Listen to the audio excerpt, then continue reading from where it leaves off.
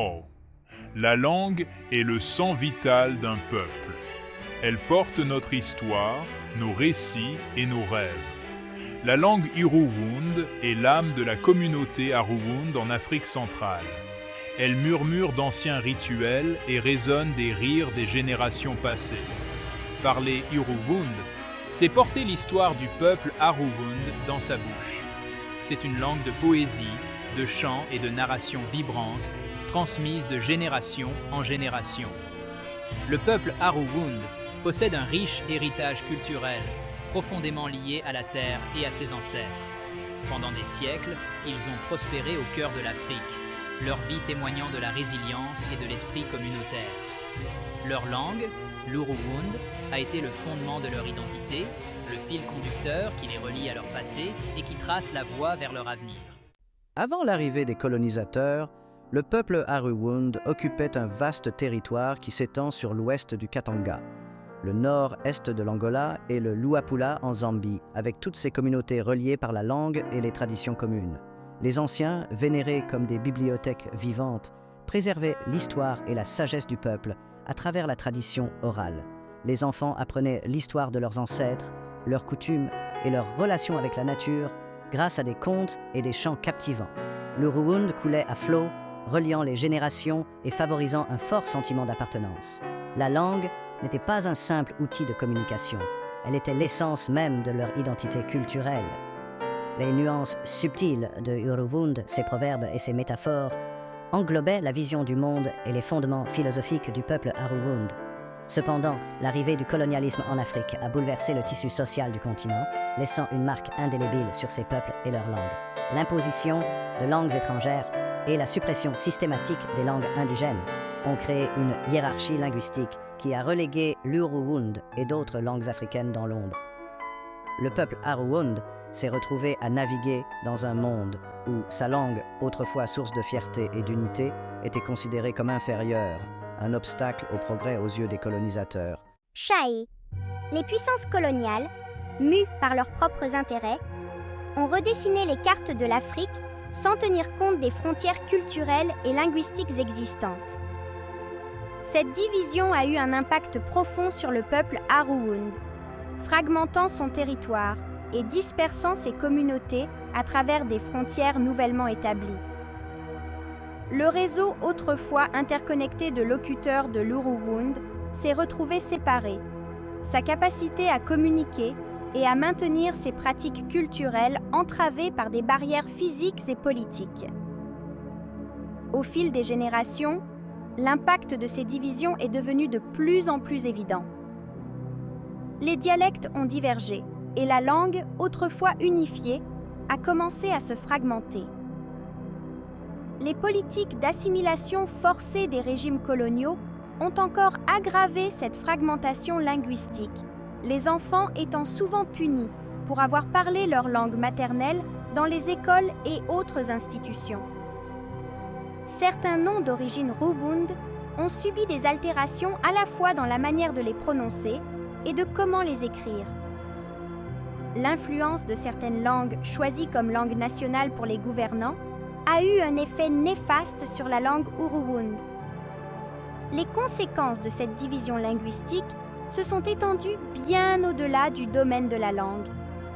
Elle a érodé la transmission culturelle, car les anciens, dépositaires de la tradition, ont eu de plus en plus de mal à transmettre leurs connaissances aux jeunes générations qui grandissaient coupées de leurs racines linguistiques. Les liens du patrimoine commun se sont effilochés et la mémoire collective du peuple Arouwound, autrefois préservée de manière éclatante par sa langue, a été menacée de tomber dans l'oubli. Moussoumb, un sanctuaire de la tradition. Malgré les défis posés par le colonialisme et son héritage persistant, l'esprit Arouwound est resté intact. Au cœur de son territoire fragmenté se trouve Moussoumb, la capitale de l'Empire, une ville qui symbolise la résilience de la culture Arouwound et le pouvoir persistant de sa langue. Moussoumb est un sanctuaire pour les traditions Arouwound, un lieu où les échos de ses ancêtres résonnent encore fortement. Les anciens de Musumb, avec leur connaissance approfondie de l'Uruwund et de ses riches traditions orales, jouent un rôle essentiel dans la préservation de la mémoire culturelle du peuple Aruwund. Ils sont l'incarnation vivante de leur histoire. Les conteurs qui maintiennent le passé en vie. Sur les places animées de Musumb, au milieu des couleurs vibrantes de l'artisanat traditionnel et des arômes alléchants de la cuisine locale, l'Uruwund coule à flot.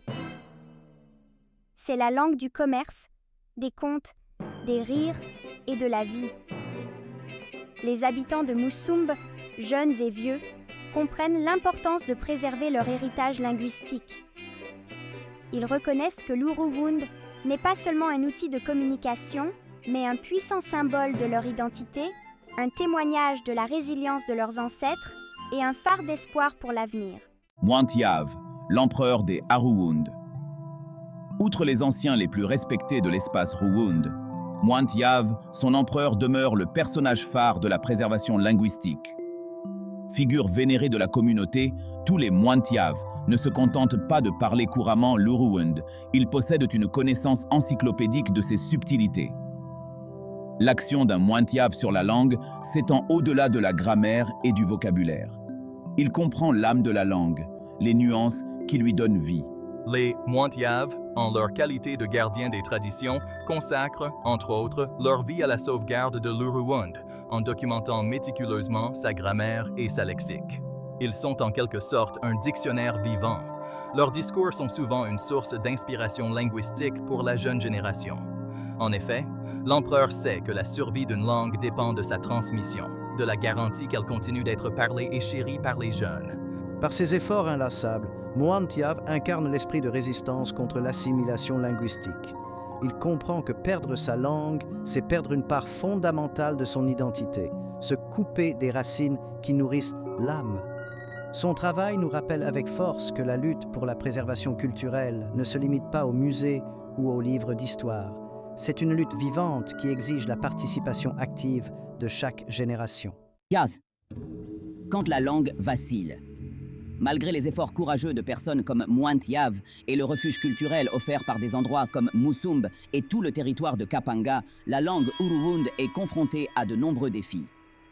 L'impact durable des politiques coloniales, associé à la domination croissante des langues parlées massivement dans les grandes villes de la République démocratique du Congo, le Swahili en l'occurrence, a créé un environnement où les langues indigènes ont souvent du mal à survivre. L'un des problèmes les plus urgents auxquels l'Uruwund est confronté est l'introduction d'erreurs de prononciation et de grammaire, qui découlent souvent de l'influence des langues étrangères. Les jeunes générations étant exposées à d'autres langues par l'éducation et les médias, et confrontées à la cohabitation dans des villes de la République démocratique du Congo, avec des communautés parlant d'autres langues indigènes et à l'étranger, avec d'autres cultures lointaines. Elles intègrent parfois par inadvertance des éléments de ces langues dans leur Uruwund parlé et écrit. Si l'évolution linguistique est un processus naturel, l'afflux rapide et souvent incontrôlé d'influences étrangères peut entraîner une dilution de la structure et du vocabulaire d'origine de la langue. Il en est de même de la proximité des territoires limitrophes dont les populations parlent d'autres langues indigènes différentes de l'Uruwund.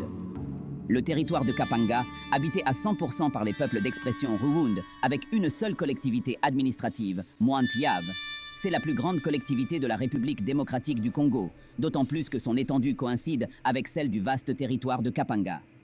Cette collectivité est entourée au nord par les collectivités des provinces du Kasaï central et de l'Omami, la collectivité Lueta, la collectivité Loachi, la collectivité Luzanza, la collectivité Bushimae, la collectivité Kanuchina, la collectivité Chisunga, à l'est par la collectivité Mutombo Mukulu en territoire de Kanyama dans la province de Haut-Lomami et la collectivité Kayembe Mukulu dans le territoire de Sandoa. Au sud, toujours en territoire de Sandoa, la collectivité Sakundundu, la collectivité Rumang, la collectivité Muteb, la collectivité Tshibamb.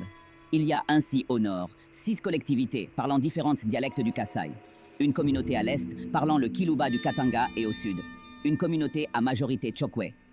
Toutes ces communautés peuvent avoir de l'influence sur l'Uruwund parlé par les frontaliers. L'espace Ruwund est encerclé par les Basalampasu, les Babinji, les Baket, les Kanyoka, les Balubakat, les Chokwe et ce n'est pas tout. l'influence des langues instituées en langue nationale, telles que le Swahili, le Chiluba du Kasai, et, dans la moindre mesure, le Lingala ne devrait pas être prise à la légère.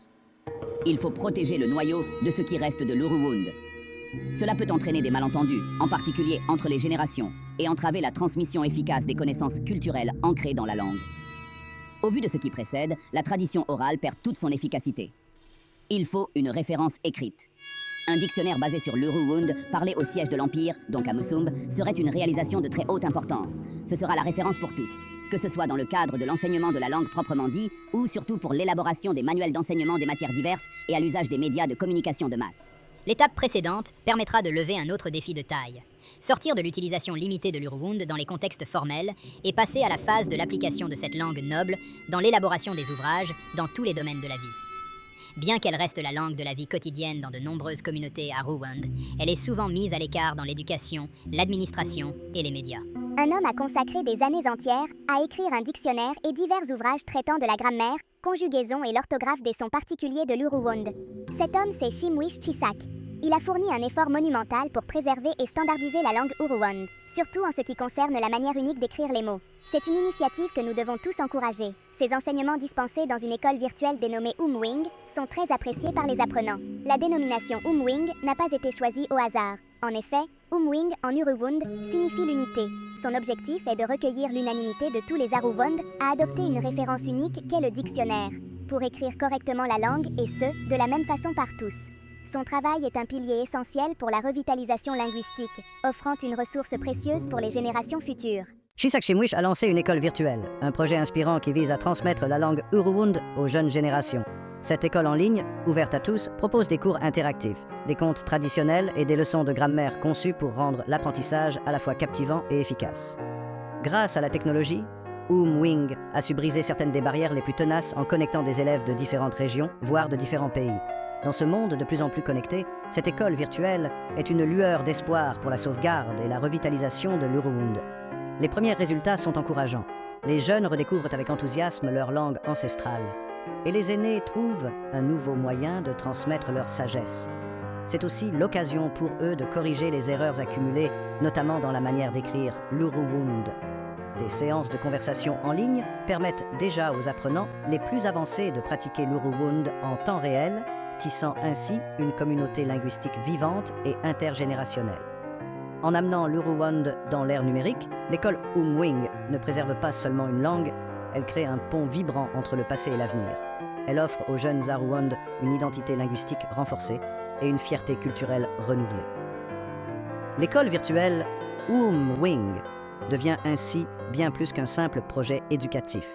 Elle incarne la résilience et la détermination d'un peuple à protéger son héritage, à faire résonner les voix de ses ancêtres au cœur des générations futures. Embarquez avec nous dans cette aventure linguistique et culturelle.